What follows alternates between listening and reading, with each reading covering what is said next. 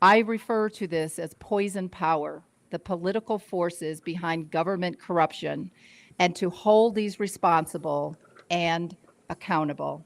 So I'd like to welcome Phil Lyman and Tracie Halverson to the Wellness Crusaders KMMU. Hi, Tracie. Hi, Phil. How are you? Doing great, Laurie, and yeah, thanks for the invitation. And huge fan of what you do on this show on a regular basis. And I know this is a little bit of a diversion, but it's so important. So thanks. It is. So I know we have a lot to go over today. So I am actually going to ask you a couple of questions. So the first question I'd like to ask you, Phil, is how do you define what a Utah United States citizen is? Well, if you're going to be a Utah citizen, number one, you have to have citizenship in the United States, natural born, or have gone through the process of immigration legally. And in Utah, it means you reside in Utah, and um, uh, yeah, that your home is Utah. This is where you live, and that would make you a Utah citizen. Okay. So you don't think illegals could be counted as a Utah citizen? No, by definition, that is not a Utah citizen. That's an illegal immigrant. That's not a citizen. Okay. Yeah. And then the next question I have for you is, um, again, what is meant by the word resident in the state of Utah? There are a few different definitions of resident, but mainly it means that you have a home here where you intend, if it's your primary residence, that's where you intend to return to when you leave, even for an extended period of time. It's still your residence. That's your home. It's where you eat, sleep, like say, and plan to return to. It's usually where your driver's license is registered. You're in that state. So yeah, that's what I would say. Okay. Is that right? Am I correct? Yes. Is Okay. it, Phil, is there a certain your driver's license, but is there a certain percentage of time that you have to reside? 50%, 60%? So I'm a CPA. So for tax purposes, there's that's I guess I'm giving you the definition there. But if you were to move from another state to Utah, but you didn't live here over the 180 days, then you'd be considered a part-year resident. Uh, and then the question comes up. So somebody could live in Utah, move to Hawaii, but if they keep their home in Sandy and they come back for Thanksgiving and they do these things, Utah, the tax commission would say, well, we think you're still a Utah resident and you should pay taxes here.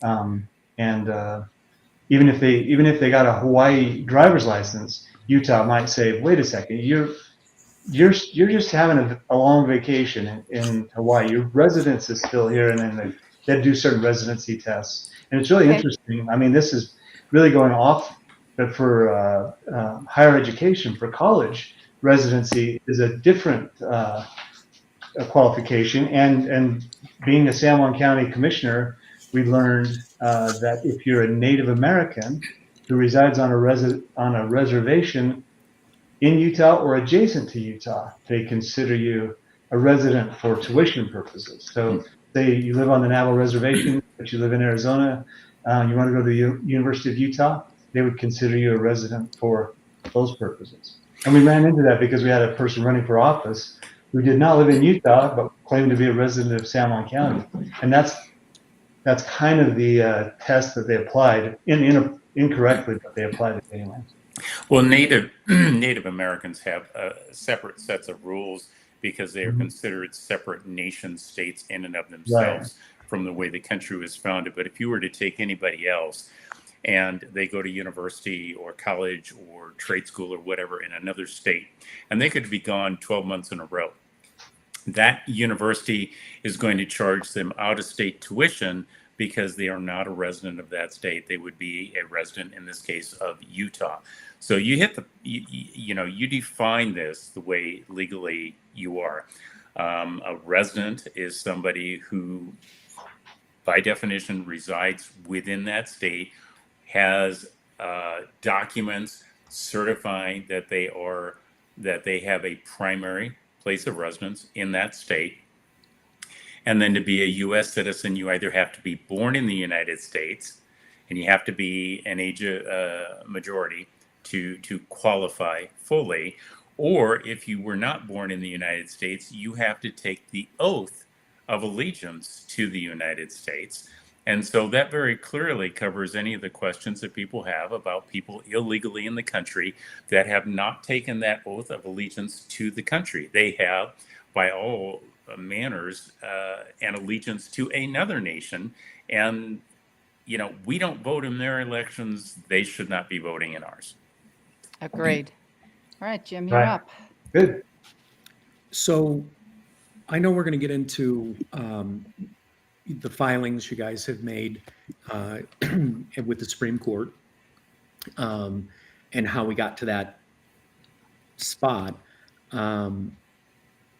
My initial question to you is, because there's a lot of confusion, because Governor Cox and Deidre Henderson, who are in charge of the election, which is sort of like putting the quarterback in charge of the refereeing of a game, they have basically allowed other Lymans to run as write-in candidates as well as you. And my understanding was all I had to do was write in Lyman, and now I think it has to be Phil Lyman or they'll just kick those ballots. And if you're listening and you don't know that's happened, the two people that are the other Lymans are a mom and son team. I think he lives in the basement of mom's house, and she's going to be the lieutenant governor, and this young man is running as governor. So it's just a tactic to screw the election up even more than it is. How do I vote for Phil Lyman and Natalie Clausen on my ballot? The standard there is the intent of the voter. So it has to be clear that they intended to vote for Phil Lyman, and it's a single ticket. If they don't put on Natalie Clausen, that doesn't affect the governor's race or the lieutenant governor's race. So they can put in Phil Lyman. A few people have said, you got to make sure you darken in the little bubble. The clerks that I've talked to said, no, anything written in that space throws that ballot over to adjudication. It's clear that they voted for Phil Lyman. But I've heard lots of people saying, just to be sure, I'm putting in the bubble, I'm writing Phil Lyman, I'm writing Natalie Clausen. And everybody that has reached out to me, that's what they're showing. I just barely came from a hearing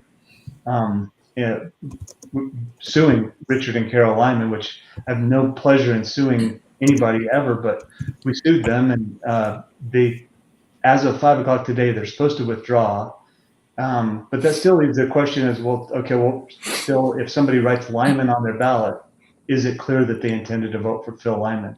These guys haven't campaigned, they haven't done anything. Now they're withdrawing from the race.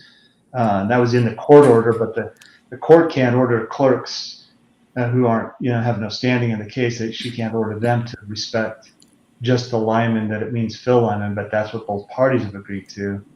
So it may get a little bit simpler, but for all intents and purposes, Jim, Phil Lyman, at least. Natalie Clausen, if you want to add her on, that's good too. I had somebody the other day that said, hey, they sent me a picture of their ballot. They said, hey, I just voted for Phil Lyman and Trent Staggs. So they put Trent Staggs in as the lieutenant governor. I thought, okay, that's going to be kind of confusing, but it'll work. So. All right, just so we're 100% clear, I'm going to fill the bubble in so that's not kicked for any reason, and I'm going to write Phil Lyman. Yeah. And that should be good enough. That should be good enough. Okay. Can I piggyback off? Oh, sorry, Steve. Well, I'm just going to do a follow-up, Laurie. Okay, perfect. I'll do a follow-up right after you. Phil, Steve Aste here, and hi, Tracie. I wanted to follow up on that. From my viewpoint, it would seem that this is election interference from the Cox campaign for sure. What are your thoughts on that? Well, it is election interference if they, on the part of the Lyman, if they have no intent of actually running. If it was purely to create chaos, then it is election interference. If they were induced to run, then potentially it's a bribery issue, which could be a problem. And if they were induced by the Cox campaign, which is what the original report that we got from text messages, and that's going to be, we still have discovery, so in our lawsuit we'll still get. If it was the Cox campaign that was inducing them to put their name on to create the interference in the first place, then you've got like three layers of criminal interference. So just to be clear then, it was understood by me and many others that I know that indeed it was the Cox campaign, but there's no cold hard evidence to that effect at the state. I mean, that's really the reason for the lawsuit, is to get discovery, and we haven't gotten that yet. I believe there's at least a federal criminal investigation going on, but of course that's going to be, they don't talk to me about that, but I believe that's happening, and evidence suggests that there is an investigation taking place at the federal level. And so they may get the discovery, they may find out what's going on there. It may be, weeks or months before anybody in the public hears about the results of that, but and maybe we'll never hear about it. It's just happening. Well, I pray that they get to the bottom of it and that they actually do their duty and follow through with that. Well, it's really important to us because any criminal element in this, and we feel like there's lots of criminal elements through this whole thing, it changes it from, campaigning and election, strategy to, cheating and criminal activity. Yeah. Which I think that changes the whole remedy. And also the legislature is always saying, well, anything we do is prospective. We can't go back on a technicality and change something. So everyone's like just pushing the narrative. This is unintentional. This just happened. Let's just make sure that we put bills in place so that next year or 4 years from now, we don't have these same issues up, and we'll make it a better system. And that's what the legislative audit. That's their purpose. But they gave us some real nuggets in there that we can go after. So we're certain. I'm certain that there's a lot of malfeasance that goes on in our elections. How can the general public obtain a copy of that report? Thanks for asking. Yeah, if you go to OLAG, well, you can't see that, olag.utah.gov. That's the Office of the Legislative Auditor General, and all of his reports are on there. And there's the most recent ones are up at the top, and this is about the fourth one down. And it says that state signature verification process. And so that's what, yeah. So I'm wondering, Laurie, if there's any way we can get that up on the screen so any of the viewers might take a look at that. Hey, Leighton, can you see if you can pull that up? Thank you. A follow-up question to the ballots. We've all noticed the hole in the envelope. So a suggestion actually from our daughter was to flip it upside down, and then you couldn't see it. What have you been talking about with the hole in the envelope that people can see either your name or Natalie's name? Yeah, so somebody early on sent us a copy of their Salt Lake ballot, and they said, look, when I put my ballot in the envelope, and you got this little sight hole, which I guess is there to see if there's a ballot inside. So they call it a sight hole. And if you put your ballot in there, it's right over Natalie's name, so you can see that Natalie Clausen was written in. If you flip that over, then you go to the sight hole on the back, and it's still right over Natalie Clausen's name. And we thought, well, that seems weird, but could be a coincidence. Then we got the same thing from Utah County. The hole is in a whole different place, but so is the write-in section, and it shows right through that hole. And then we got the same thing from Wasatch County, and the hole's in a whole different place, and it's right over the top of the write-in. So there's 3 for 3 that we saw when I got so I went and checked my ballot in San Juan County. They've got a site hole, but that site hole it lines up with nothing on the ballot that you could identify. And I'm certain that any clerk or any, at any level, somebody that's doing that, they would say, now you need to make sure that that site hole is at a place where it's not able to reveal what's on the ballot. Instead, it feels like they're saying, let's make sure that site hole can tell us if there's a write-in candidate on this. And the post office, we've had reports of thousands of ballots being destroyed at the post office. Again, these are all conspiracy theories, but when you see some of the things that would facilitate that, it seems like, well, that seems really unnecessary to put your site hole exactly where it needs to be to see who's filled in a write-in.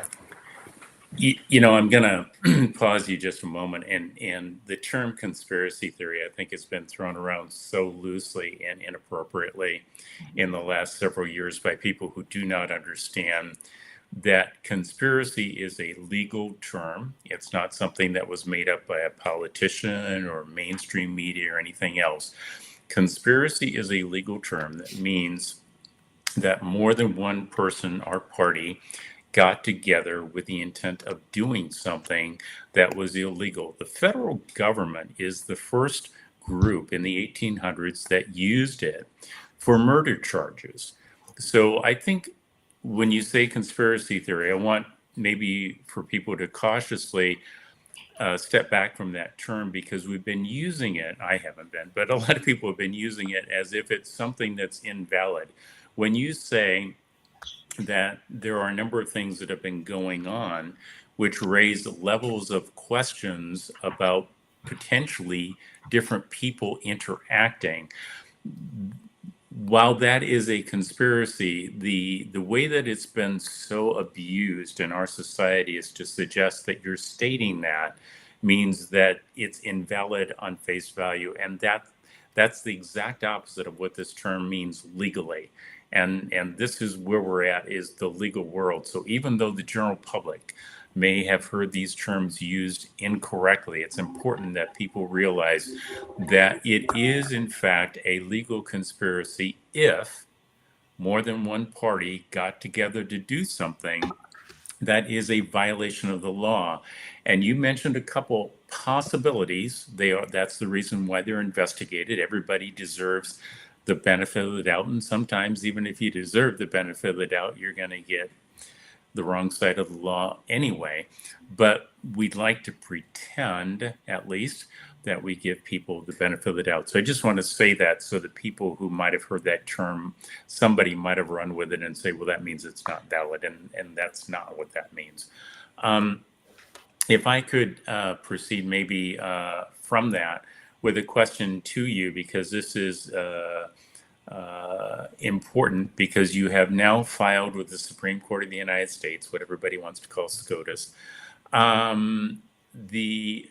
case, and I believe you've also filed an injunction, perhaps, to encourage the Supreme Court to take a look at it. And Utah is in the 10th Appellate Court, so that's Gorsuch. That is your Supreme Court justice to look at anything filed. What's your intent or hope that Justice Gorsuch will do in response to seeing your case? Well, I'll give you my response, then Tracie can jump in on this one. But the right of association is not a small thing when it comes to these political parties, especially a political party.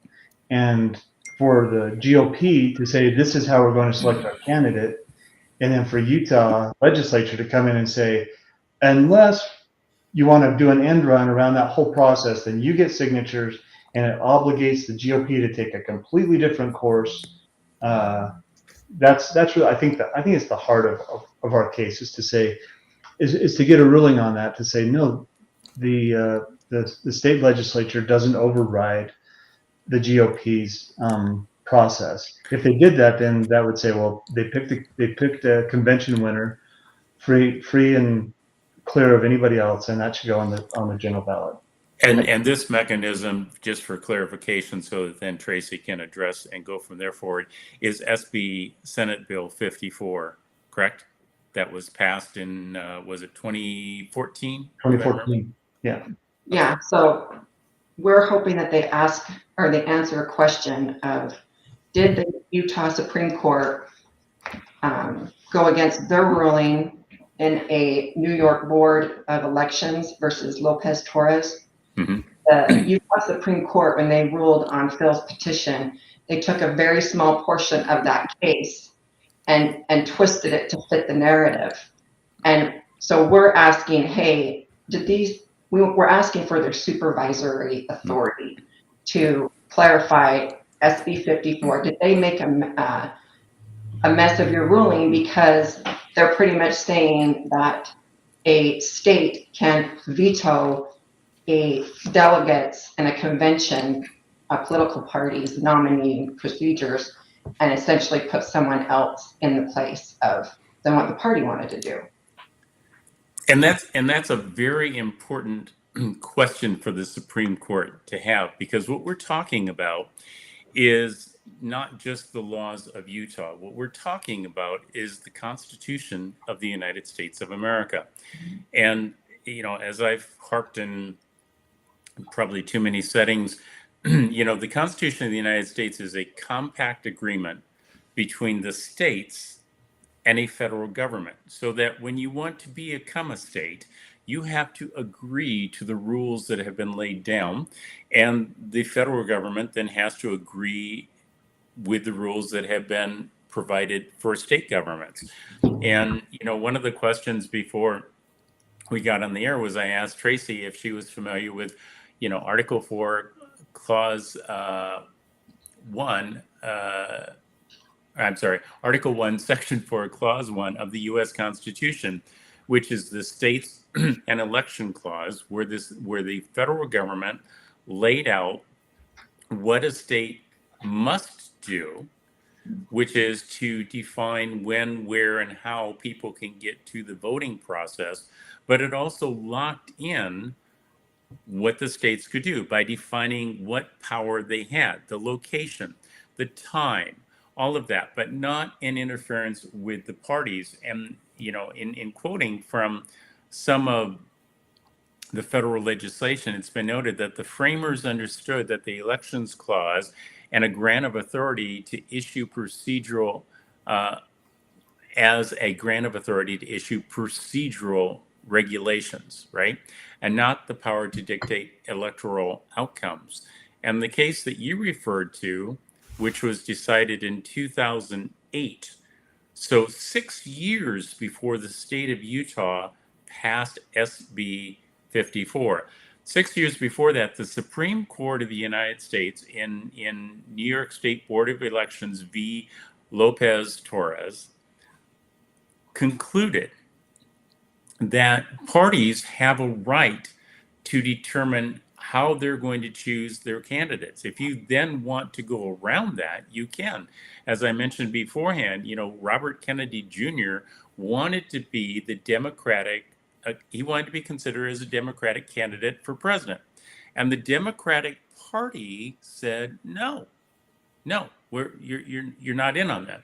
And so that's an example I think most people are aware of, where a party has said, we get to choose our candidate. We get to choose how we go about that. There's nothing that says there can only be two candidates. There's nothing that says you can't run as an independent. But parties also have these rights, and that's what the Supreme Court said in 2008. And it's stunning to me that you find yourself in a situation in Utah where Utah has agreed in this compact of a constitution to follow the rules.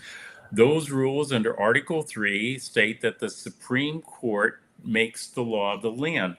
And that goes all the way back to the beginning of this country with a case known as Marbury v. Madison, where the Supreme Court basically said, listen, we decide what the laws are. If the federal Congress doesn't like that, then they have to rewrite a law that takes into account what the Supreme Court says. But you have something even more egregious here, where you have a state deciding it's going to make a law that violates the rule of law. And by essence, it violates the U.S. Constitution because Article 3 says the Supreme Court is in charge of the laws of the land.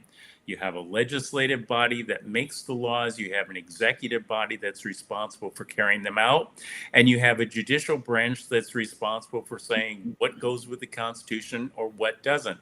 And the states can't step aside. So, you know, number of I've read through your brief, your memorandum of law, but your brief, as most people call it, to look at it. And the cases are all pre-Supreme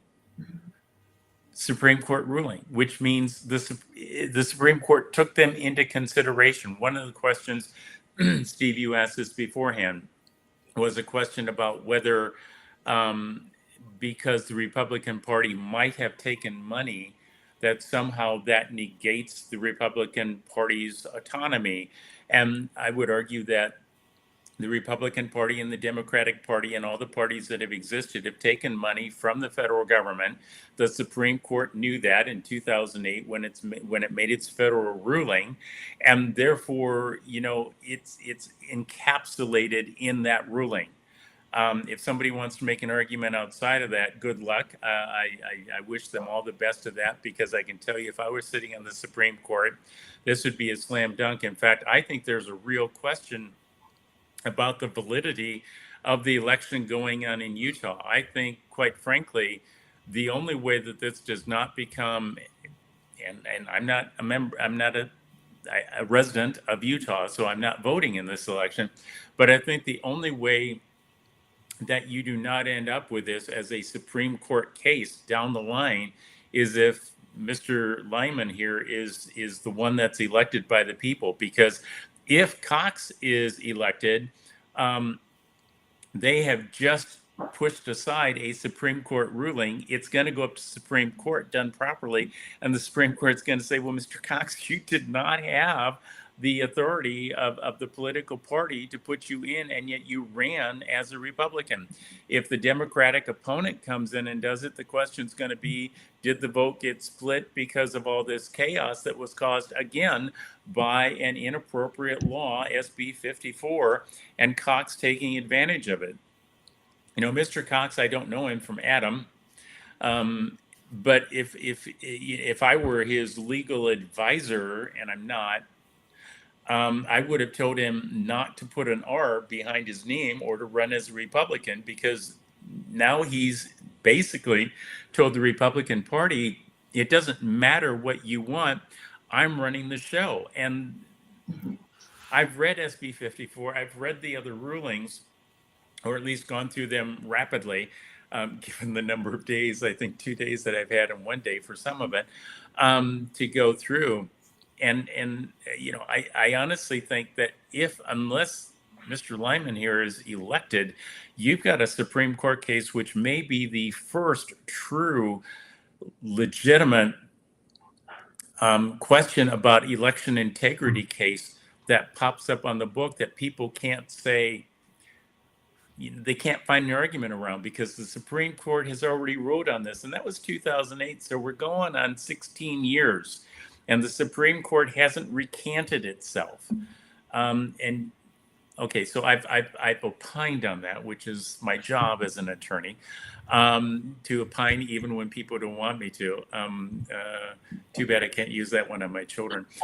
Tracie, you're chuckling, but so I'll defer and let you speak, because I know you've been actively involved with this, and you have a right to represent the CPA who's sitting to your left.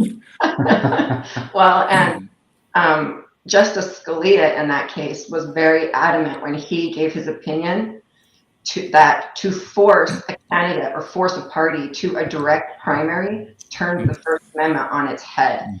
And the government is so, they think they're untouchable in Utah. And that's why, I mean, one justice totally dismisses his petition and doesn't even give him a chance in court, which could have helped resolve it way before the ballots went out.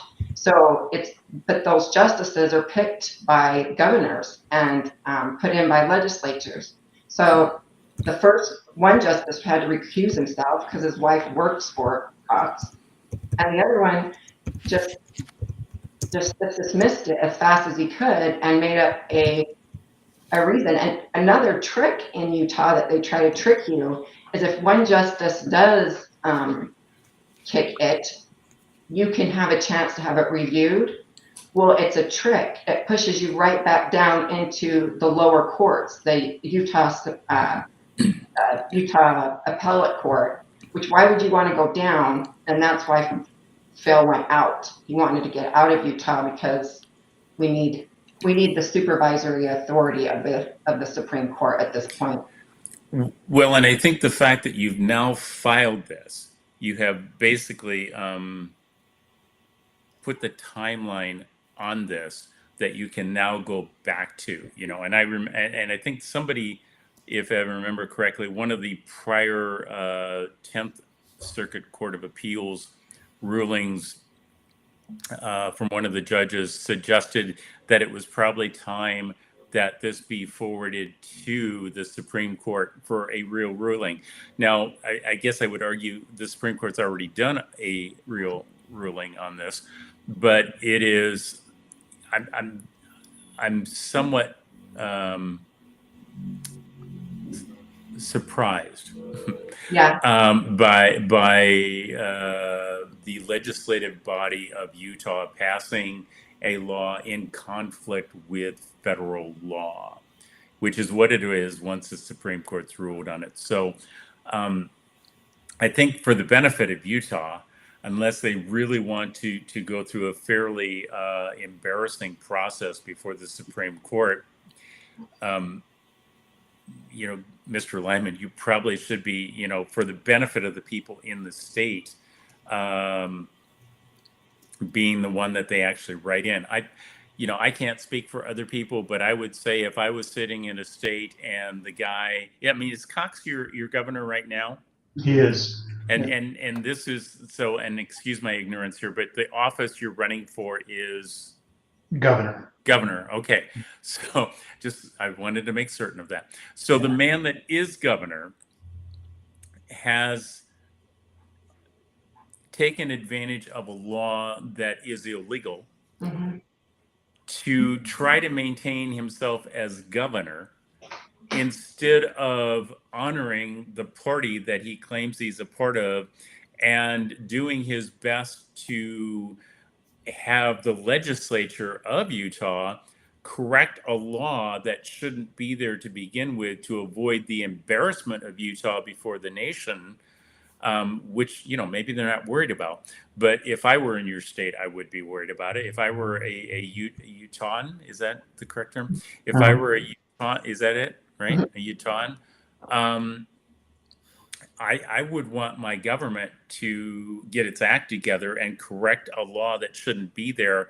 And I would not, I certainly would not vote for the executive, the governor of the state, to put him back in, having violated this and supported this SB 54, which is unconstitutional given the Supreme Court's ruling.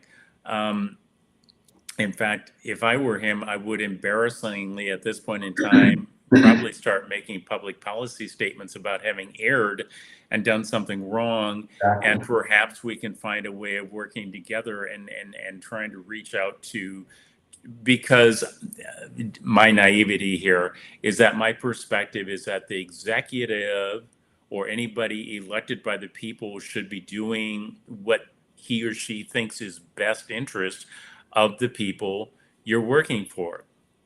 I've said that about Donald Trump, that I think he has the best interest of the country. You may not like him on some point of view, and despite my charming demeanor on here, people don't always like me, or at least all my aspects. But the reality is, you want to do the right thing for the right people, or a thing for the people, and it's very clear that this legislation and your current governor is not doing that for the people of Utah. And I'll add to that, Dr. Fleming, because he was involved in every case that was around SB 54. He was involved in it, and he knew better that you could not force a person, and he's an attorney. So he knows better. Yeah, you just hate those attorneys. To add a little context to that, the current governor was the lieutenant governor Mhm. when SB 54 was being imagined, let's say, right? And so it seems to me that it was kind of set up so he could be governor to perpetuity, to me. You're right, Steve. He was appointed in 2014, and that's when SB 54 got passed. The real kicker here, though, is you said the magic term. He's an attorney. Mhm.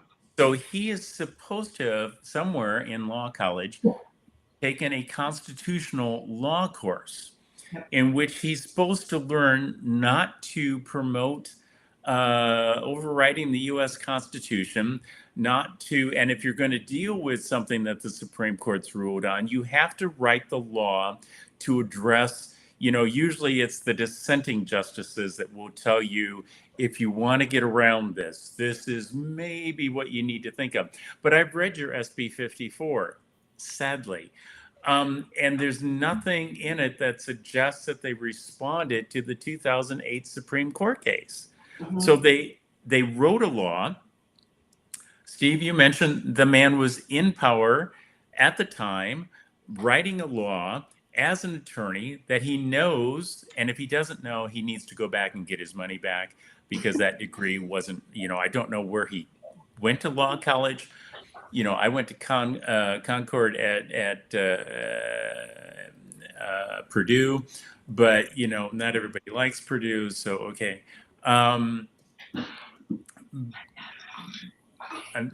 But I think maybe he needs to get his money back, and I think he needs to apologize to the state of Utah because now he's dragging.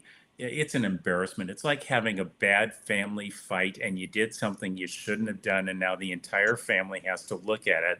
So I think maybe Governor Cox needs to be looked at as the guy who came to the family reunion and did something extremely embarrassing during the reunion, and now everybody has to go home and live with it. Yep. You mentioned Dr. Fleming about the Secretary of State should take some action. We don't have a Secretary of State. The Lieutenant Governor is over all of the elections, and she's on the same ticket with the governor. So really, the governor oversees the governor's election, and that's another issue here. Hopefully Washington and Lee will get an apology letter from him. I wasn't going to mention the name, but I knew where he went to college. You're never going to get that kind of an apology from this governor. But I want to applaud Phil publicly for doing what's necessary to finally ferret this whole mess out, because the state legislature is part of the problem, quite honestly. They are the ones that passed this law, and they are the ones that continue to perpetuate it and refuse to do anything about it. And I think there's been several of us, including Phil, kind of spearheading this whole effort to get this changed and not have the fox watch the hen house, so to speak.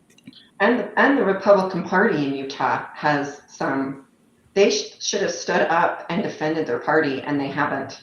And they've been disappointing to me. Well, I think we've seen the political parties in this country embarrass themselves over and over and over again. I mean, you have a situation where the most likely candidate to win the 2024 presidential election is really most embraced by, and so if anybody wanted to know this, I guess knock yourself out, you're going to hear it. Those of us who were Democrats, and we're very proud of the Democratic Party because we date back and we think of JFK when we do that. And sadly, as so many now have commented, the Democratic Party has not stayed true to the ideals of John Fitzgerald Kennedy. I would argue the Republican Party has been doing an atrocious job of staying up with its standards. Otherwise, I wouldn't have to learn terms like rhino. which, you know, I mean, I have to learn these terms because there's to understand what the heck is going on. It speaks to the fact that you really have to look at the individual and determine whether they're honest and objective. And you know, I've made this statement with Donald Trump during his first term that the vast majority of people that he brought into his administration were people that said, yes, we care about the United States of America. And he took that to mean, well, when he said it, he meant it. So didn't they mean it?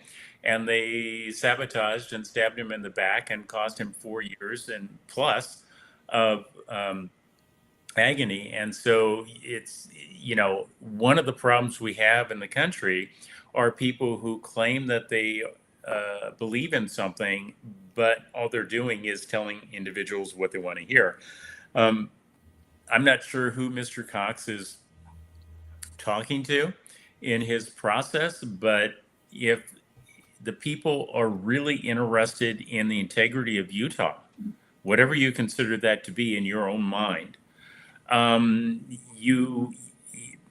would be hard pressed to find a reason for why you would vote for somebody who, as the executive and the lieutenant governor, also in the executive office, put your state on the chopping block, put in legislation that violates what the federal laws are, and then, you know, do this for whatever you think your personal gain is. Because I'm a firm believer that if you stand behind principles, that should be what carries you in the end, because that is what you're going to have to fall back on. And I think it's very clear that Mr. Cox does not have these principles, and he has nothing to fall back on.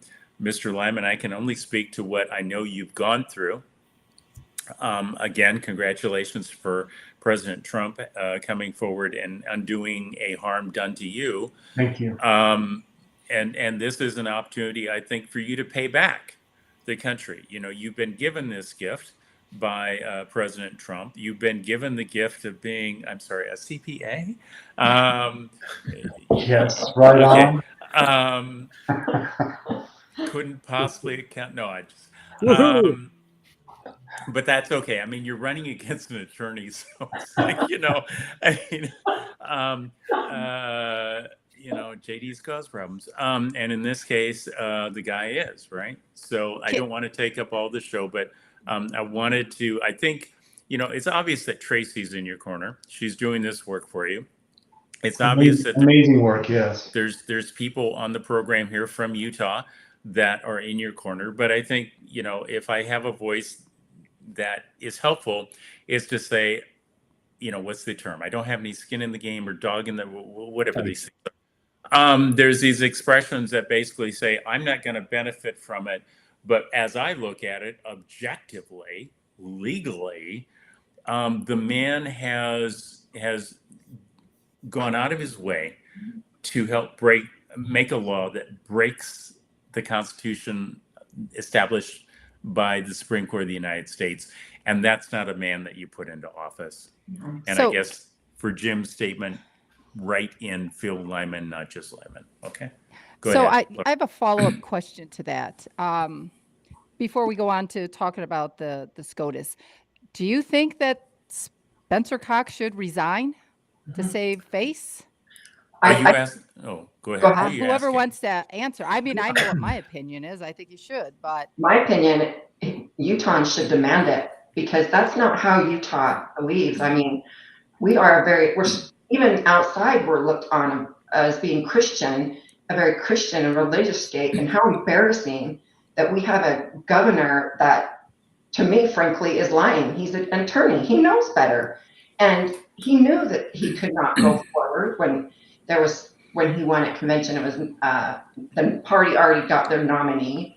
And for him to keep pushing the narrative and confuse the people of why he got to go is terrible. And I think the people should demand that he resign and that the legislature impeach him, because we do have impeachment in our laws, but our legislature is so run by one ruler and they do whatever he does, that they don't do their actual job. And the people need to start demanding it, that they do their job, and he needs to be impeached. And it's embarrassing that he has done this to our state. If it's illegal, could he possibly face criminal charges? Yes. From what Dr. Fleming has been saying.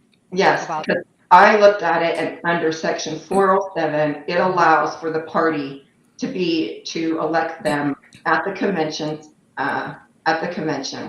and then they go on. It was illegal to put their names on that ballot. It's called a counterfeit ballot, and Utah code deals with it. And then they put it in the mail. So you've got a federal offense too, because they did a counterfeit ballot to trick people to think that they were on the ballot for the primary, and then they put it in the mail. And then he didn't get signatures, and they did it a second time for the general election. They commit crime after crime after crime all the time, and we need to start holding them accountable, because that's what they're committing. That's the key, Tracie, for me. It's the accountability. Mm-hmm. We see it not only here in Utah, but nationally. Crime after crime after crime is committed, but that only matters so long as they're held accountable. And no one is willing to step up to the plate, and federally or in the state, until Phil, and start putting the pressure on to hold them accountable. And that's what we need. And quite honestly, I think the electorate here is quite ignorant, and they need to educate themselves. They need to pull their head out of the sand, look at the reality of what's going on. They don't want to see the bad. They only want to see the good things happening here, and they don't want to acknowledge the bad. Well, and so much of it, dealing with my colleagues in the legislature has been, like just watching me fight this fight. And the big message has been, do you care about whether this is illegal or not? Am I the only one? Is it just because I'm running for office? Can you see that it puts me in an awkward position when I'm the one running for office? And I'm also trying to fight this fight. And I didn't run for governor because I wanted to be the governor. I ran for governor really to fight this fight, to expose that. It turns out that it's a really good platform. People find it really compelling to say, hey, somebody's actually going to fight the fight. So they really work well together. But to their credit, the key people in the legislature asked for the legislative audit. I think it was to shut me up, to say, we're going to call your bluff, just go away. So they do the legislative audit, and it comes out, lo and behold, the legislative auditors say, it appears that Spencer Cox likely did not get his signatures. Now they want me to just say, hey, well, that's okay, that's not a problem. And it's like, it's out of my hands at this point, kind of to your point, Laurie. So I think enough people are seeing what's going on, and with what Tracie's filed, it's not something that Phil Lyman has to go and, push and push and push. And if I decide I'm not going to push anymore, that it just goes away. I think it's really blatant and really obvious. And I think it's really important that people quit saying, when is somebody in the system going to correct the problem? Mm-hmm. I so very seldom do this in public, but I'm really tired of everybody else expecting people in the system to do their job. If you want people in the system to do their job, then you, in this case, the people, the citizens of Utah, need to do your job. And the only thing that people are asking you to do is to vote. Now, you can stick your head in the sand, you can become better educated, or you can do a variety of things. But to just get upset because other people in Utah are not fixing the problem is to shirk your responsibility. You don't have to. Nobody's asking you to go to war. Nobody's asking you to build a structure that you can't build. People are asking you to go vote. And if you have any questions about your governor doing illegal things, independent of asking whether you can hold him criminally accountable or do any of a number of things, you should be asking, why aren't you getting out there and voting against the man and voting in this case, Agreed. if you think Mr. Lyman is the person, to go vote for it, right? I mean, Well, this. he got 67% of the votes at the state convention. So it He is the begs, person. right? So it begs the question, and even with this manipulation, what you're saying is that Cox didn't even get the number of votes that he needed. Dr. Fleming, he was booed so bad on the off the stage the first time that I'm sorry, he couldn't find his man Then I to come expect back the up on the stage for the second one that he sent a puppet out. Then I expect the citizens of Utah to boo him again when they go to the polls. And as Donald Trump would frequently say, I expect the people of Utah to go to the polls and register a vote that says, Mr. Cox, you're fired. So I like it. one of the things that bothered me this week was, and I don't know that everybody knows this in the state, but there's a Government Records and Accountability Act that allows you, it's the GRAMA board, you can come get, it's like a FOIA request for Utah. And I went to the meeting where Phil had requested to be able to look at the signatures and validate them because it impacts his race and the will of the caucus system, which elected him. He was more than 60+1. He was 67% of the vote. And I'm sorry. 7.54, actually.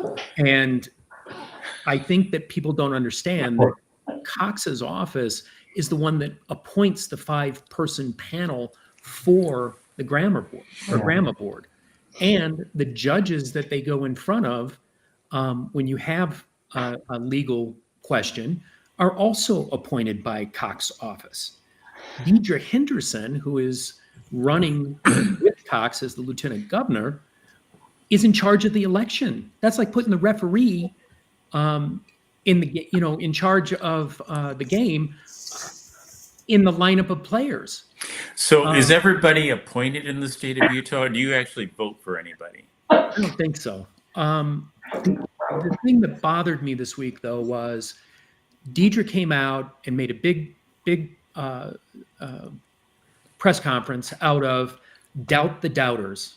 Well, I'm a doubter. And you know how you how you remedy that for me? Release the signatures. Mm-hmm. If you won, what's the harm? Show it. But they won't. And anybody and everybody should be asking the same question. Yeah. What are you hiding? Doubt the doubters is cute. My youngest son and I had a conversation earlier today. He's 31, by the way, for people that think he's really too young. Having these conversations, and he was talking about, one of the problems he has is he's always saying why in science. So when you say doubt the doubters, that's the equivalent of saying don't ask why. Don't ask why. And anybody who asks why, well, they're a doubter. Well, guess what? Everything I've done in my life, or most everything I've done in my life, has been because I've doubted or questioned, and I've gone over and above. So being a doubter, that's a really good thing to do, because the opposite is just being a follower. And this is where I just am reminded of what my parents used to say. I mean, it was just this old stupid saying, if everybody else lined up and jumped off the bridge, would you too? And apparently in the United States of America in 2024, the answer to that is yes. Yes, we would. We would just jump off the bridge, which I'm not opposed to if there's an ocean below it and I'm going to go scuba diving. But otherwise, if there's ground below it, it's not a smart move. You should doubt about the people that are up front jumping off the bridge. And I encourage those people, by the way, if they want to make that leap of faith or whatever you consider that, but don't follow them. Doubt what's going on. Jim, you're exactly right. If it's not like he has to come out and show it to everybody, but there ought to be, wouldn't you want to vet it? Wouldn't you want to prove to people, hey, you don't think I have these? Let me show them to you. Let's get a group of people, and I will put this task to bed. I will vet myself by demonstrating I was right. And see, you've taken attention off the other issue, which was wrong anyway, the SB 54, and you shifted it to saying, see, I now have the moral high ground. Well, if you won't show those signatures, you don't have the moral high ground. Seriously, people in Utah, you want to vote for somebody who doesn't have the moral high ground, who's playing you, every day of the week, and Well, has, I would say has plans to continue doing that. Who am I interrupting? Sorry. no, I'm interrupting you. No. I'm just saying there's a culture here in Utah where doubt is often confused with disobedience, and disobedience being very bad. If you doubt something, you're being disobedient. And we've got to get over that mentality because Good point. people here use that. People like Cox use it in a nefarious way to take advantage of well-intended good people because they don't want to question the authority here. Steve, And I see that as a huge problem that needs to be overcome. And slowly, with time, I think we're getting there, but not fast enough. Steve, doesn't that speak to agency? Doesn't everybody supposedly have agency to be able to do what they know to be right and true? Yes, theoretically, Jim, but the culture here precludes that to some extent, and we're expected to fall in line to some degree and not question those that may know better than us. Well, and I think people have a hard time thinking that someone would do something bad. Well, They have a hard time thinking that.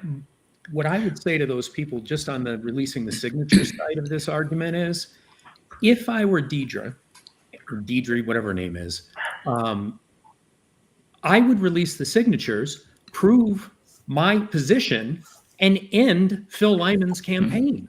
But they can't. No, and you wouldn't if you did. They can't. If they didn't get the signatures, they can't do it. And I think that's what's happened. It's 100% what's The happening. way they treated There were, 8 people that verified signatures, and only one of the 8 actually completed the signature verification courses required and certification to do it. Yeah, Right. they would have And released them. Don if- Gibson used the same company Gathering Ink to do the signatures, and 25% of his signatures were invalid. It's the same company, same process, same procedure, same underhanded nonsense. Yeah. All great I'm comments. sorry, Jim. How do you really feel? Look, I love Utah. I moved my family here, my grandkids, my kids. We came from back east, just outside Chicago in Indiana, and it was the same corruption, just a different state. Yeah. Big political machines deciding who gets to be our rulers. And that's not how the Constitution's written. Right. So the reason I'm adamant that Phil Lyman becomes governor of Utah, or why I feel so strongly, is he's a principled individual. That's what we need. It's actually how I ended up meeting Dr. Fleming. He was a principled guy that was out there early on. Well, as I got to know you. No cupcakes. I saw him on the internet standing up saying, hey, we need to vet the COVID vaccines because something's not right. And somebody built this thing. And he had proof and he had data, and it was objective. It wasn't a gut feeling. Well, this is the one thing I've found with the legislature is you can rail, you can give fiery speeches on almost any topic except the truth. You get down to the truth. It's like, okay, if I say this, then someone's going to really get hurt or feel it. And so we do as politicians. It's like, let's talk about this. Let's talk about that. Let's bring this up. You talk about, elections. It's like, no. We're not talking about that. And everybody should, like move to the other side of the room if somebody over here is talking about it, which has been real confirmation for me in this whole battle to say, this must be a true thing that I'm talking about here because it alienates so many people in the establishment, in what I call the syndicate. They just move away from you, and then they attack you through the media. It's amazing. So predictable. It's sad. It Yeah. is. You know, before we move on to the SCOTUS case, and I think Steve's rebooting his PC, I want to go back to the ballot. So for those of you who are looking at that ballot, Jim, you found that ballot. Do you want to explain it, the hole in it? Or Phil, do you want to talk about like what we're seeing? And that is a Salt Lake County clerk ballot with the hole there. Yeah, so that little hole is called a sight hole, and it goes all the way through. So it's punched right through. If there was nothing in there, you'd see through to the other side. And if you can, you know, on your own computer, if you zoom in there, you can see that it has. I think it says Natalie. You can see the IE or the. Anyway, you can tell there's a write-in in that spot. So.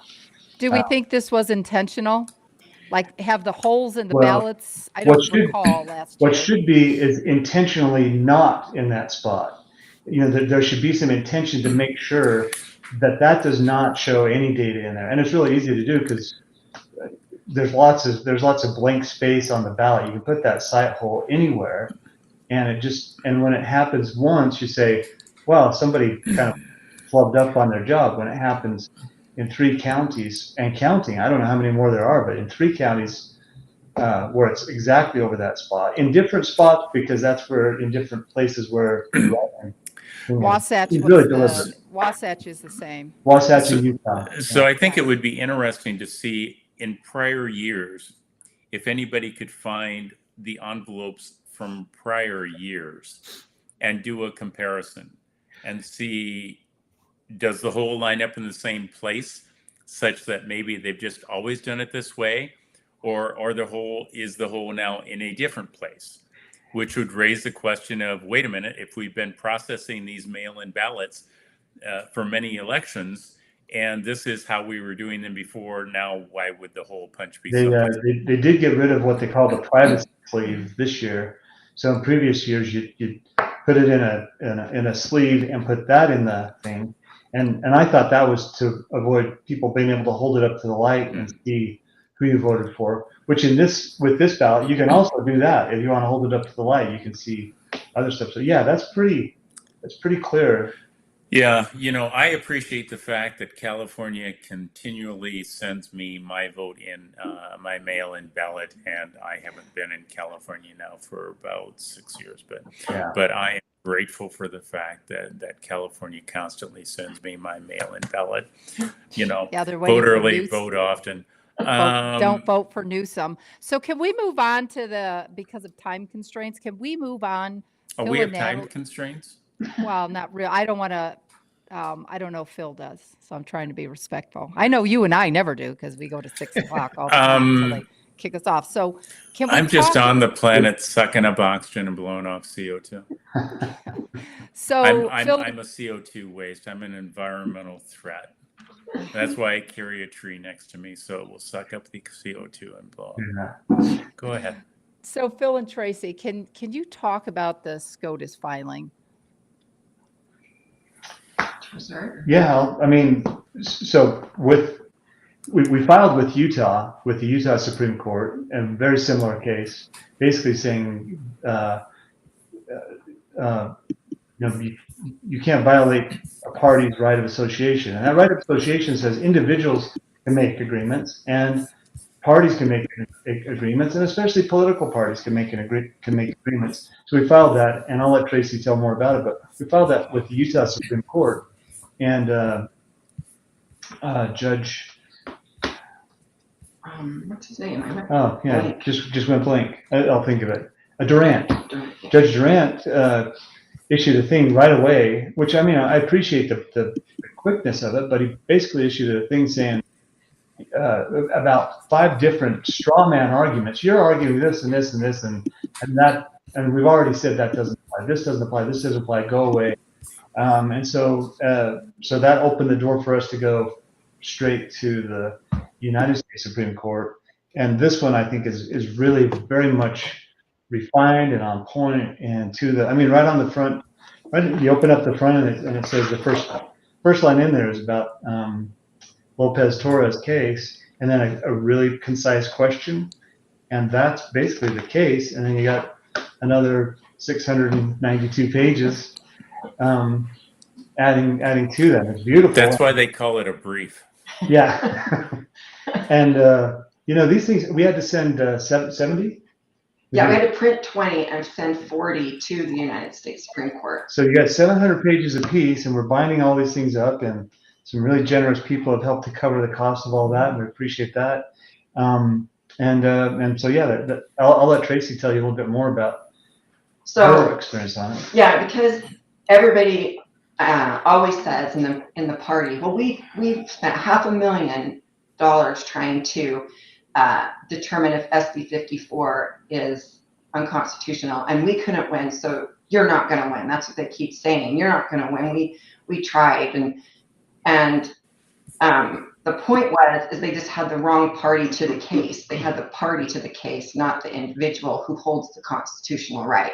The individual holds the constitutional right, but because it had so many cases around it already, around SB 54, we felt comfortable when we talked about it just to go straight up and go directly to and ask for their supervisory authority because of all the cases and all the hard work that was put in. I mean, there were some great people that fought this when it was first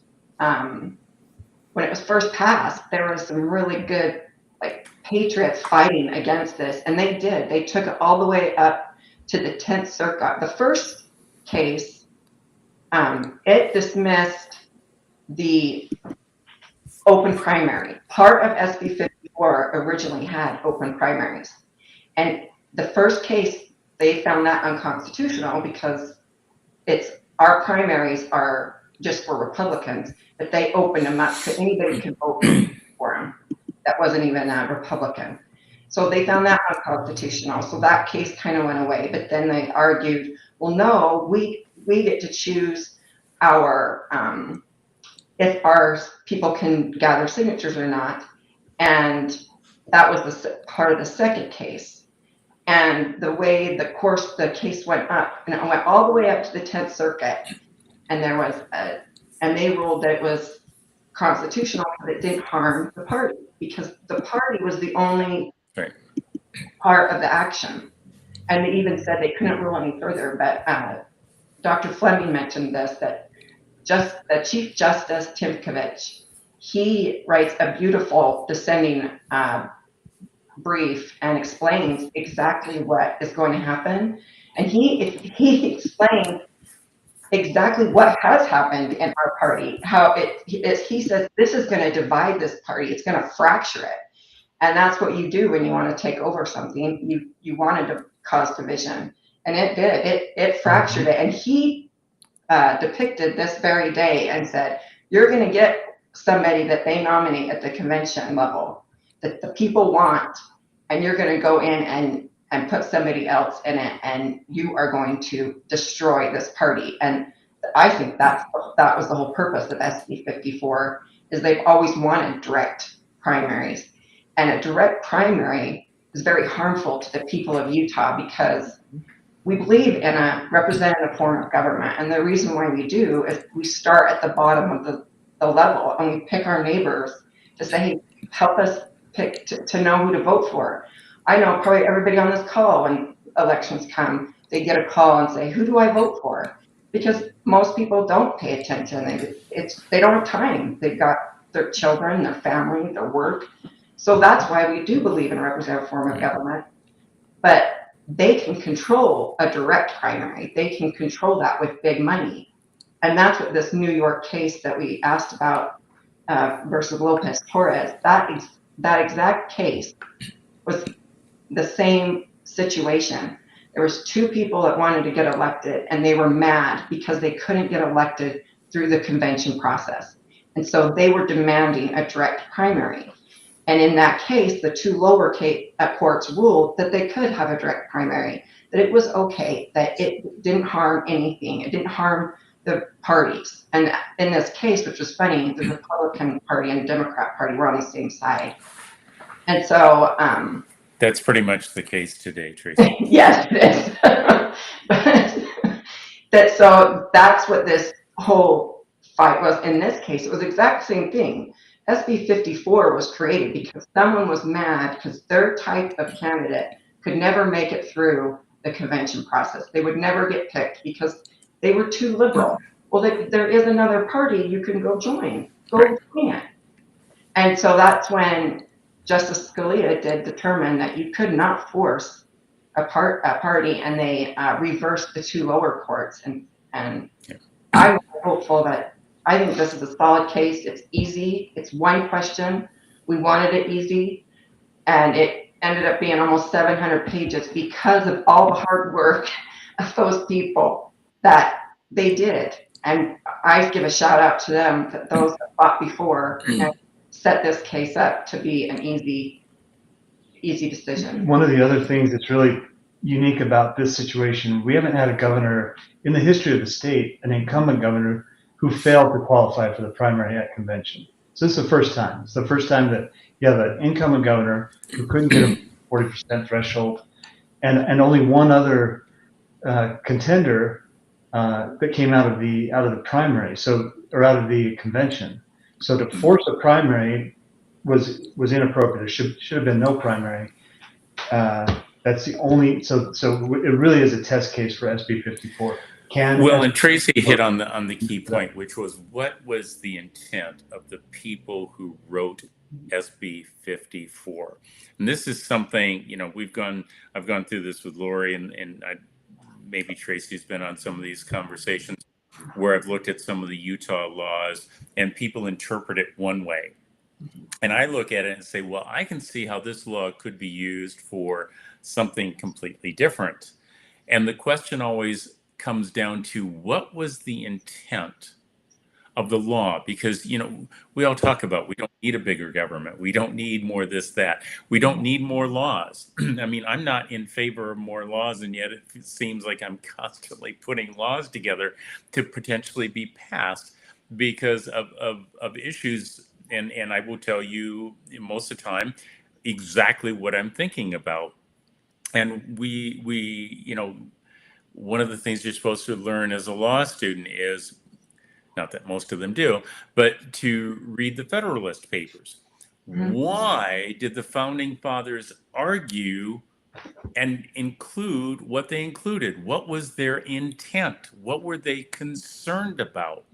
And so you hit on the topic of, why would SB 54 even need to be passed? And why would you pass a law that violates what the Supreme Court has already ruled on? And if you're an attorney, you don't get that. I mean, I recognize, one of the advantages of not being an attorney is that you get to do stupid with the law, okay? I mean, because the courts will say, yeah, they're pro se, they're not really an attorney. We know they're going to make mistakes. They don't get it. Mm-hmm. We don't get to do that. Paralegals really don't get to do that. You have a little bit of leeway there. But it's always because the attorney's signing off on it, right? Even though I know that most attorneys, not myself, but most attorneys, it's really the paralegal or the law clerks that's writing the vast majority, but the attorney just needs to make sure all the I's are dotted and T's are crossed. But, as Jim's pointed out in messages to me, I guess GPT, is that the current thing that people are using, right? GPT, is that the GPT? Yeah, GPT. Yeah. GPT. Okay. That apparently he's now a legal scholar because he's doing GPT. Bless your heart. But it's the intent of the law that you have to ask. And I think, you hit, Tracie, right on the button. What was the intent of somebody passing SB 54? And I think we're seeing it. When you can't win by the rules, make a rule, no matter how illegal it is, that allows you to do an end run.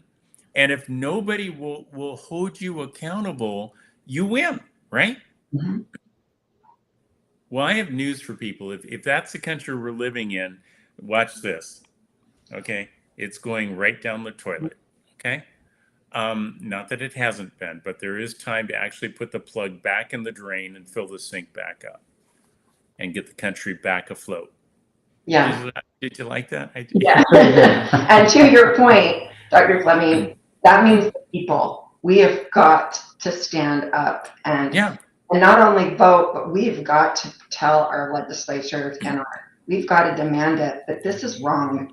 This is there's a peaceful right of assembly, and maybe the people in Utah need to start using this and walking out in front of your Supreme Court and other places legally, peacefully, but you have the right to assemble. It's, again, that old U.S. Constitution thing. 1776 was when, they started the whole process with the Declaration of Independence, and then, 15 years later or something like that for the Constitution. But get it together, folks.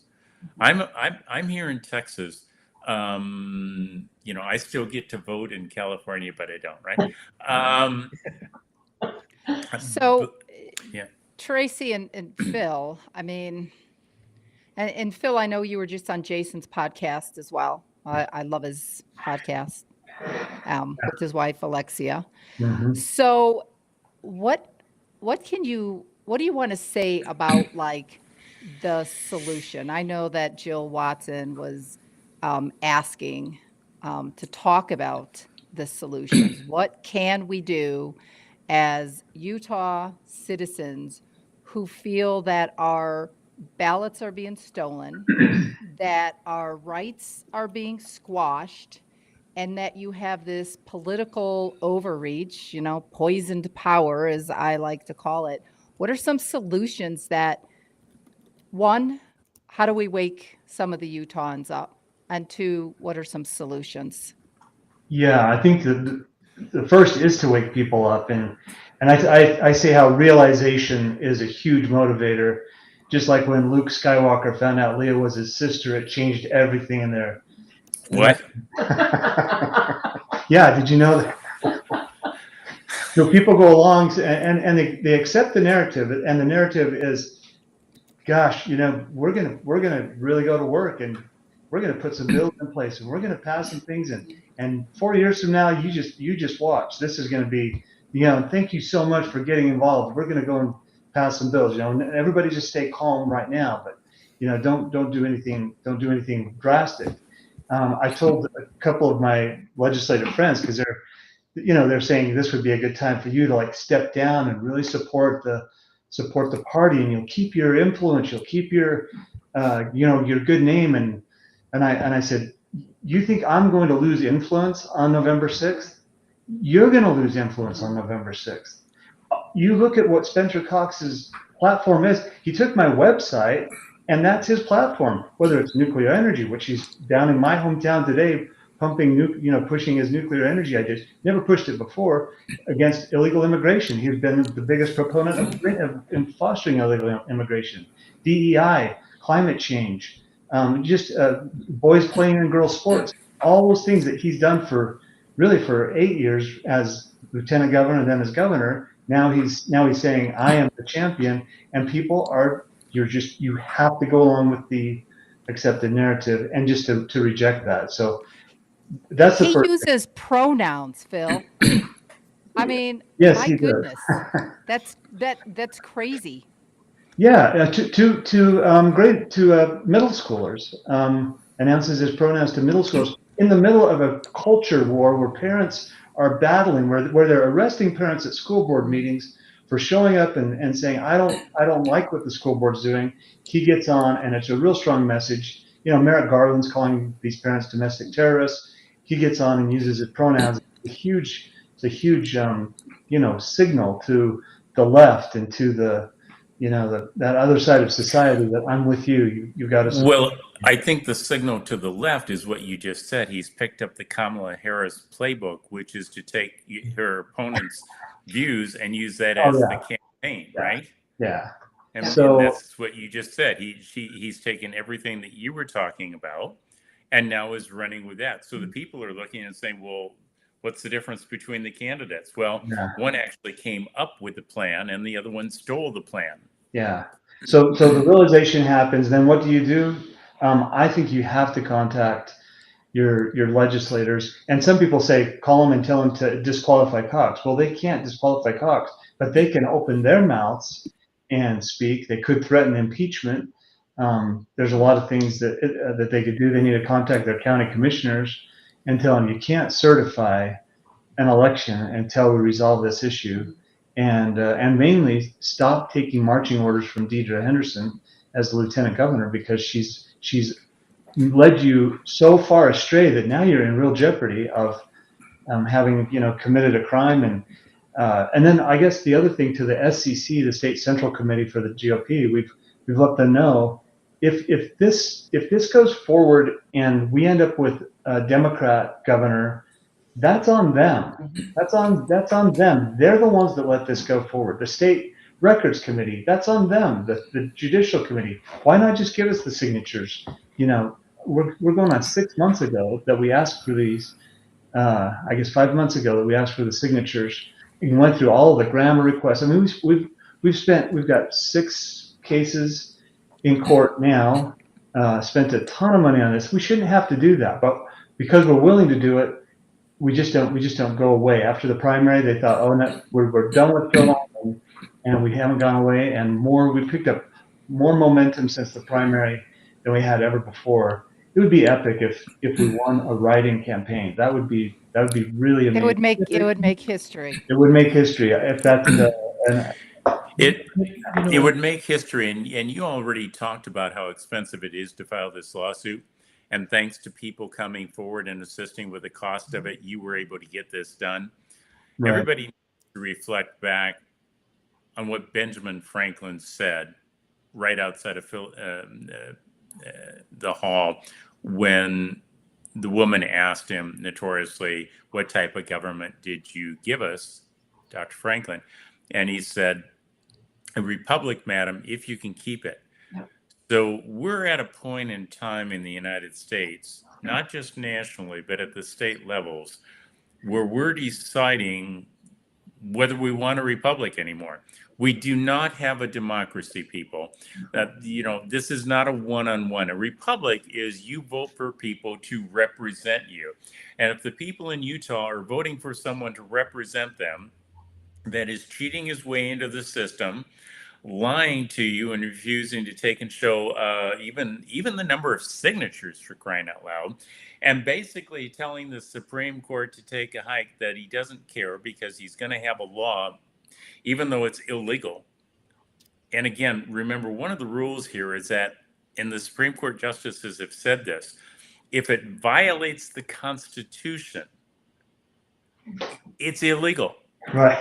And the Supreme Court has already ruled on this. You don't get to change the rules.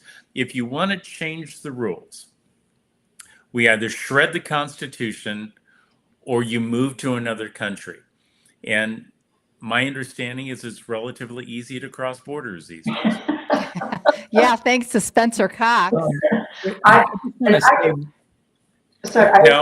the reason for levity is I want to make this very clear to anybody, is not for me to distract and say these are not important issues. One of the strengths of a people is to be able to find a sense of humor in what's going on and understand that the validity of their statements and their arguments are so strong that you can kind of chuckle about some of it instead of taking the, oh my, the sky is falling. It's a recognition that you are intelligent enough as an individual to recognize the harm and you will take action upon the harm. And the joke is actually upon the individuals causing the harm. Yes. And to speak to that, I'm going to have another action people can do. I'm going to make a website that it tells what crimes have possibly been committed and report it to your local sheriffs, your local police, because they're crimes. And they may not do anything, but you're asking them, investigate this. Did this person put out a counterfeit ballot? Did this person commit mail fraud because she put it in the mail? I mean, we need to start reporting crimes and get a case number and ask them to investigate it. But it's show up to meetings, yeah, where you're going to have to maybe miss soccer games or whatever, but your children are going to have nothing in the future. So we have to stand up. Would you want a doctor to take care of you who didn't get into medical college legitimately and had to cheat the system to get in? Would you want an attorney to represent you who didn't get into law college legitimately but had to cheat the system to get in? Do you want anybody? Do you want your pilot cheated the system to become a pilot to fly you? Do you want to get on that jet? The question you need to ask is, do you honestly want to have somebody represent the state of Utah who had to cheat to get in? Even if it's not illegal, take that off the board. If you have to cheat to win, you're a cheater. It's better to be second place, which is first loser. And anybody who's listening to me knows how much I think about that. But it is better to be first loser than to cheat winner. For sure. Oh, So- I like that. Yeah, and we One need of, to stop accepting the narrative of, oh, we'll fix it next time. It's okay. Stop fixing Now's the time to fix it.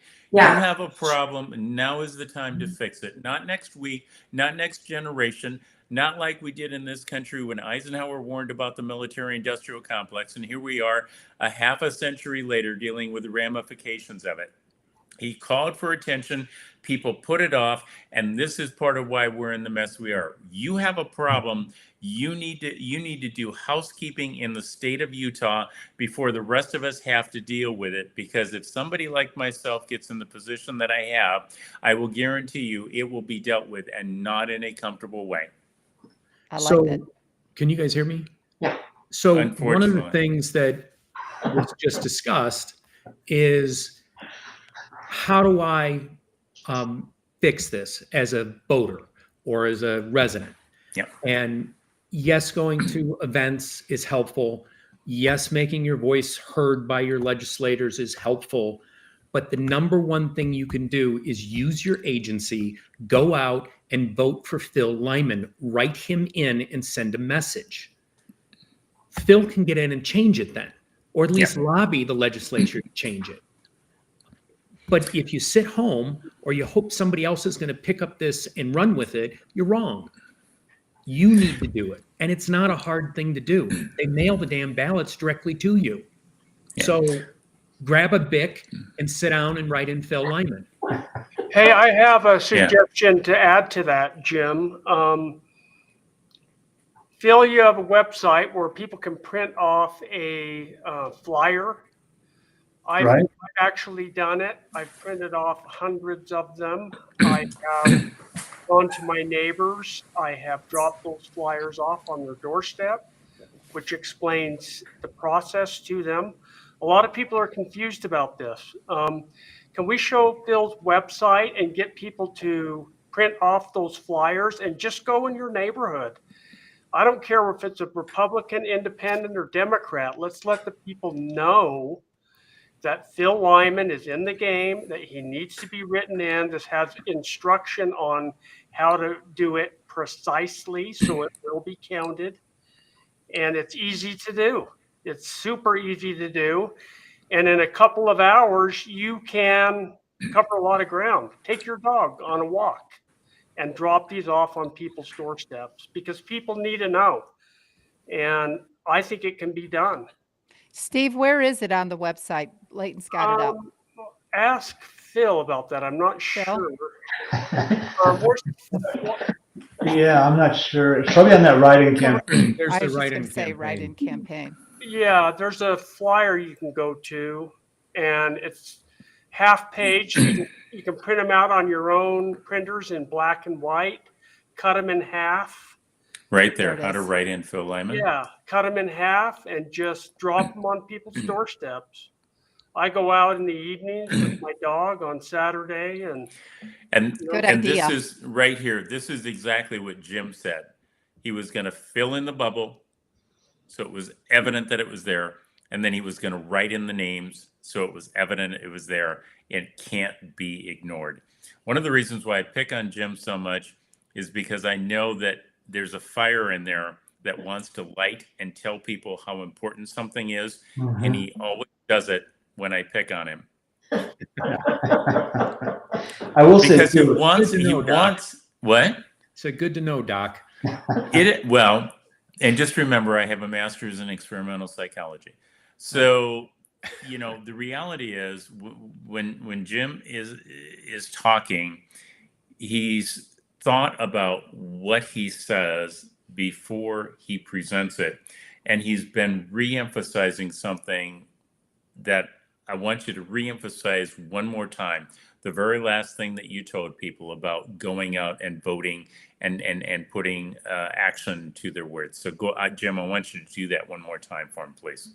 Well, I just think that I hear a lot of people on a regular basis say, that's a great idea. I agree with you. And they do nothing about it. They can't even get up off their couch to go get a pen and write Phil Lyman and Natalie Clausen on the ballot that was delivered to their mailbox.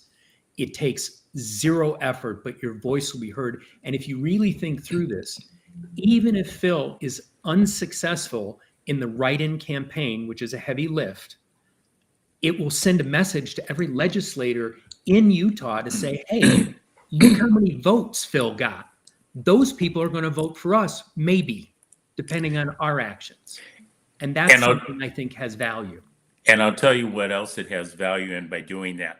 When the Supreme Court takes a look at this case, one of the questions that are going to be in their minds are, did the people in Utah indicate that they were upset about this and would have put Lyman in there had this end run with SB 54 not been done? And if the people of Utah step forward and do that, not only may Mr. Lyman actually win this, which I think would be fantastic. Outstanding. Yeah. Okay. Outstanding.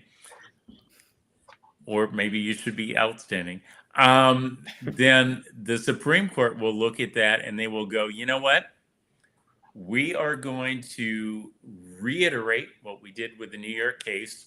And we're going to use the fact that the people of Utah stood up and said they want the Constitution followed. They want the Supreme Court followed. They do not want illegal laws passed. And they have given us, the people of Utah have given us the permission, the encouragement, but the permission to say, here you go, Utah, strike SB 54. Thank you, Mr. Lyman, Ms. Clausen, for putting up the fight. And in this instance, Tracie for doing the work, Jim and Laurie for doing the show, and Steve for coming to the show and helping to wake up people in Utah. And you know, Dr. Fleming, with what you said, we are frustrated. There's billboards going, you know, all of us podcasters are putting it out there. I want to give a call out to a friend of mine at Eric Mootsauce. He is pounding the pavement and putting it out. And he actually got to spend some time with Eric Trump Jr. and he just spoke somewhere in Arizona. He sent me his little Instagram. I haven't listened to it yet, but I want to put a call out to all those people who are getting the word out there that Phil Lyman was cheated and SB 4 should not be in the state of Utah. But it's not Phil Lyman that was cheated. It was every voter that voted for him.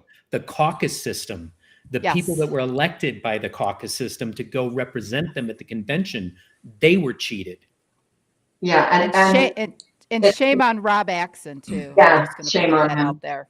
But as Phil pointed out one time on one of his videos, he said this isn't his election; it's ours, and they're currently stealing it. It's like we're being robbed, and it's happening right now. It's a crime in progress, and they are stealing this election from us, and it's not right, and it's embarrassing for Utah. We should stand up. If I know Phil Lyman at all, and I think I do, Phil Lyman is not doing this for Phil Lyman.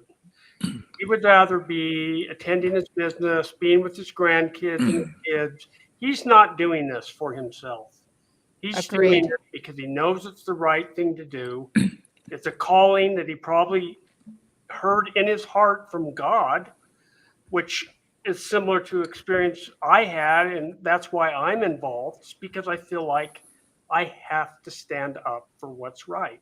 And that's why Phil is doing it at great personal cost to himself, I might add, in not only time, money, energy, you name it. He's not doing it for himself. Make no mistake about that. I will say, so, I'll just say real quick, Laurie, there's so many people have jumped on this, and we knew there was going to be some miracles that took place, but what keeps me going on this is that there are so many other people who will not stop. After the primary, a couple of candidates said, man, the primary was over and I never saw my people again. My people won't leave. They know that we're doing something important. The money that has been donated, I've got little envelopes, from children that, gave me 70 cents. And it's like, it means something when that's happening. You look at that, it's like, well, I'm not going to. It's like, I don't have the luxury of just saying, yeah, I'm kind of tired. So, Spencer Costa can just have this. We'll come back in 4 years. I don't have that luxury. Thank goodness. Well, it's certainly a defining moment in not only Utah's history and what's going on here, but similarly in our country in general. And again, I applaud you, Phil, and Tracie, amazing. And for day after day after day, just putting your neck on the line and pushing. And it's a great example for a lot of us. Well, my wife Jody is sitting right over here. She's like a passenger. She reminds me all the time, I'm a passenger in this car. Yeah, I have to suffer all of your decisions. Hi, Jody. I'm supportive though, guys. I want to say, I know a lot of, we put the information up about the website, but I know a lot of people are just listening to it. And so I want to give the website out again so people can go and download flyers and go to your neighborhood and drop these off so they know that they can vote and write in Phil Lyman. So it's LYMAN 4, spelled out FOR, Utah.com/write-in-campaign. Lyman4Utah.com/write-in-campaign. Please do that. The more people that do this, the better. People need to know that they can write Phil in, and it's got to happen. That's it. There's still 10 days plus. It's a lot of time. That's a good point. And you know what? On top of it, so Dr. Richard Fleming he started a grassroots effort called 10letters.org, and it's the number 10. But even if you take the 10 letters scenario where you print 10 of those ballots out like Steve is talking about, and you go hand 10, and you ask each one of your friends to do 10, and you keep on asking them, you invite a friend to do 10. It doesn't take us hardly any time to go do 10 and then ask somebody within that 10, like, hey, can you do 10 more? Yeah, and you meant That's a good flyers, idea. not ballots. Flyers, Yeah. yes. Sorry, But flyers. people should be looking at these ballots and say something's missing. What is it? Phil Lyman. Yeah. Yeah, or look at it and say, hey, you know what's missing? My vote as a Utah citizen. Yeah. Agreed. See? Always get Jim Gagan going. So, Well, Phil, one we of need the to questions. actually elect our officials and not have them selected for us. Agreed. How about anointed? Yeah. Agreed. So, Phil, Joe Watson has a question on, can we demand a special election in January if somehow that Spencer Cox fights this through, even though we know, as like Dr. Fleming was saying, that it's still illegal regardless. because of the U.S. Supreme Court ruling. Well, if the that he Supreme was Court talking comes about. back on it, you're going to have another election. Yeah. Yeah, I've really tried to find out just from my own reading, and what I read was if a candidate is disqualified, then all the votes that are cast for that candidate are wasted votes. So in my just cursory thing, it says, well, if everybody votes for Spencer Cox, then he gets disqualified, then the next highest vote getter would become the governor, which would be King. But to have No, whoa! I no, just disagree I with would, that. You have the I disagree with possibility it. of write-ins. Well, no, I disagree with it too.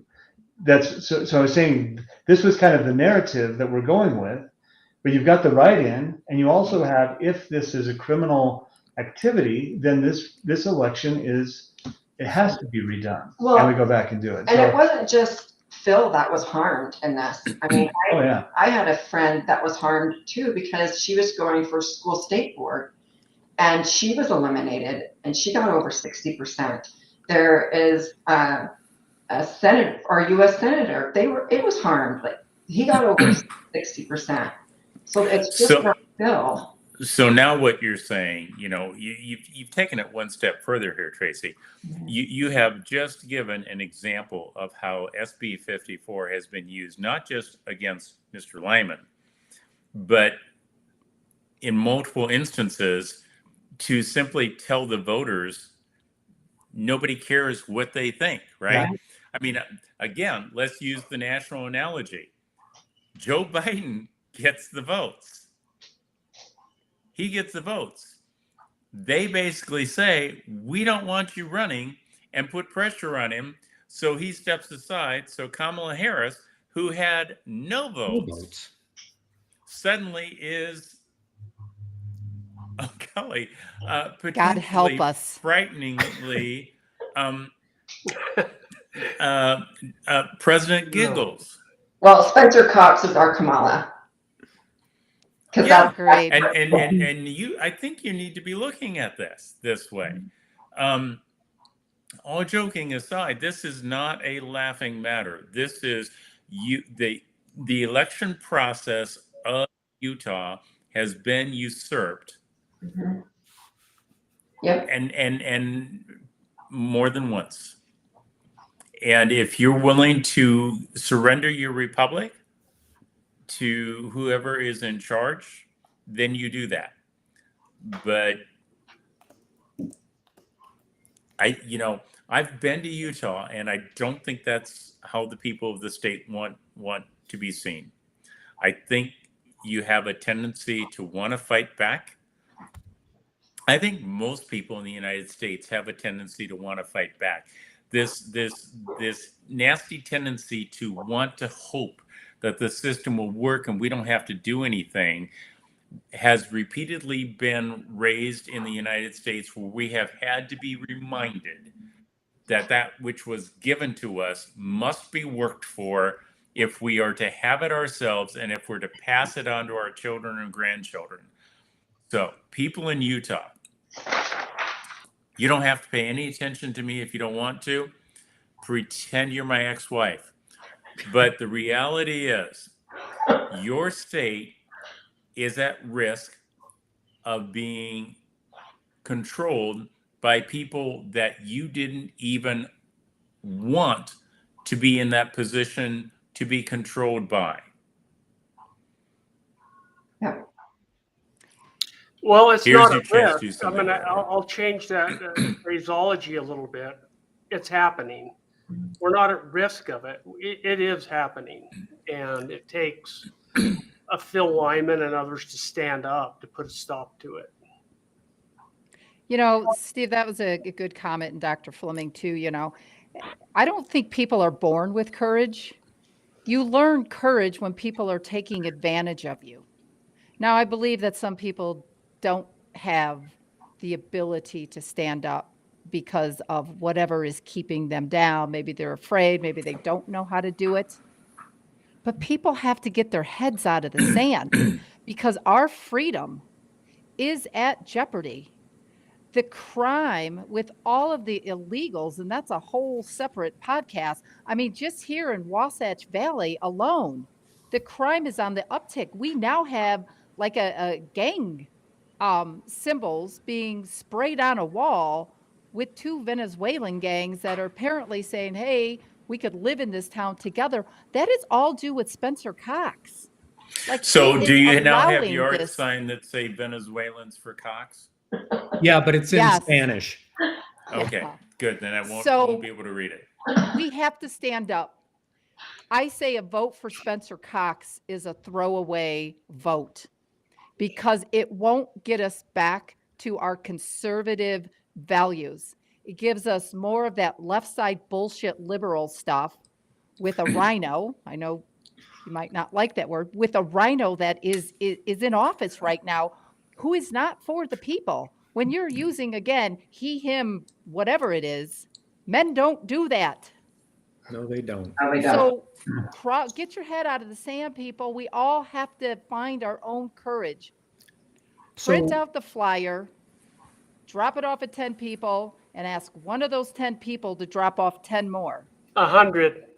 100 people. So something Steve said earlier about there's this, I don't want to step out of line. I don't want to, offend anybody. I just go along and get along was how I took it. You know, the 1930s Nazi Germany had that same problem. Yeah. Well, my understanding is that the LDS Church believes the Constitution is divinely inspired.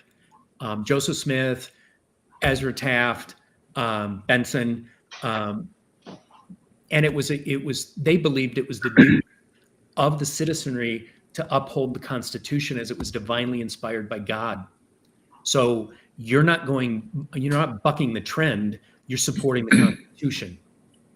Right, and we're required to do that. We have a duty to do that. And it is interesting that the deference that we show to authority and leadership, and when that gets twisted and used to kind of manipulate you, it's really offensive. And if anybody, if you've got genuine authority and you've got false authority, and we're being expected to disagree better with false authority, that should be offensive to members of the church instead of saying, oh, that sounds kind of like what we do in the church. It's like a 21st century brand of communism that's coming into the United States. And I genuinely think they look at Utah and say, that's a place we could really roll out some of these policies, and whether it's immigration or housing or climate or all these things, because of this deference to authorities. You're right on, Jim. And I'm a faithful member of the Church of Jesus Christ of Latter-day Saints, and I do not see that as a conflict in my faith, to stand up for yourself, to stand up for your kids. I always say honest people have rights too. That little girl in the bathroom, she's got a right to be there without having a man come in. And anyone that thinks that they're being compassionate by letting illegal aliens take over our state, they're not being compassionate to those people, and they're certainly not being compassionate to the people of Utah. It's astonishing that you have that narrative, but it's being pushed by that syndicate, by that group of people, by this small minority, and they push it. The media jumps on it. Everybody's behind it. It's really, really powerful. And I think it's done. I think it's run its course. I really do. I hope. You know, as we're wrapping up, Phil will give you the last words on here, but I know that we had a problem with the election where we literally had thousands of ballots that were shipped to Vegas, and they were never counted on I guess the primary. Can you just talk a little bit about that and express how important it is to walk your ballot in? Don't put it in the mail, because you can't verify your vote has been counted. Yeah, we're dealing with such a flawed system. Talking about the chain of custody, and you lose chain of custody when you drop it in the mail. If you drop it in the drop box, you lose chain of custody. You take it to the clerk's office and leave it with them, you really lose chain of custody. But you mail it, and you're guaranteed you're going to lose chain of custody on several different places. You do have the ability to go into the website, vote.utah.gov, I think it is, put in your information, and they will record. You can see that, oh, my ballot was at least booked as having been received by the clerk. So as much as I dislike, I would not mail it. I would take it and put it in a Dropbox. But whether you mail it or put it in a Dropbox, make sure that you do it in enough time so that you can check that website and see, yes, my ballot's in. And if it doesn't go in, then you should be down at the clerk's office, a couple of days before the election saying, what's going on? I put this through a week ago or whatever. And I would encourage in-person voting. I mean, we're Americans. Let's celebrate it. Let's embrace it. It's our right to vote. Let's celebrate and go and vote in person if you can. Kind of like the olden days. Yeah. Yeah. So I went yesterday. Was it yesterday? Yeah, yesterday, and voted. Mm-hmm. Yeah. Despite everybody telling me not to go early. And my response was, I think everybody decided to go in yesterday. And they said, oh no, Monday. They were, so, I mean, Houston has a tremendous turnout. And, there's an amazing thing that you can do in line that you can't do when you mail it in. Do you know what that is, everybody? What? Yeah, you can talk to other people that are actually in line. Exactly. Yeah. And it's a social skill. I know we're getting away from it. And it's pretty scary. As I've told people, I've always been in favor of the 6-foot rule even before it was in. But that being aside, we had some interesting conversations, and it was kind of interesting to see people that were significantly older than me with walkers, and part of me wants to just comment that if you can look at people that are in their 80s and 90s that are moving along ever so slowly with their walkers, and they can get out and go vote, you don't have a legitimate reason not to, unless you don't want to have any say in the type of country you're living in which case, quit complaining about it. Yep. Well put. If I can just say one more thing, Laurie, and it's so important to have voices that speak up. I love it when someone outside of Utah, outside the echo chamber, is willing to weigh in and say, holy smokes, what's going on in Utah? This is not right. So thank you, Dr. Fleming, for that, and thanks, Laurie and Jim, Steve, especially thanks for Tracie for all the work on this. It's a huge effort, and we have seen miracles happening almost daily in this campaign. And I don't put that lightly. It's like massive revelations that are coming out. And I believe that God, likes effort. And if you're staying there, if you're in the fight, you're going to see amazing things happen. And we have. And so thank you. That's all Thank you for fighting this. Yeah, So thank you, Phil. Thank you, Tracie, Steve, Jim, for all you do. Dr. Fleming, for all you do on the 10letters.org and everything that you're fighting for in Slovakia and everything. I'm really honored to have had this podcast with all of you. So donuts next time. Yeah. For Jim. I'll tell you Jim. When Phil wins, we'll fly you in and we'll do a donut party. Yes. At Phil's house. Yeah, you do understand. I'm not going to have any of them, but it's for Jim. Don't steal my joy. No, you can have mine. I'm sorry. So Phil and Tracie, thank you so much. Our prayers go out. We're praying, we're praying for November 5th. We will keep pounding the pavement. I know that Steve is pounding the pavement. We will do it. And I know that Dr. Fleming is doing it from Texas. So good night for now from the Wellness Crusaders. And I wish you all a good night. Thank you. Good night. Thank you. Write in Phil Lyman. Yes. Good call. Write in Phil Lyman. Thank you all.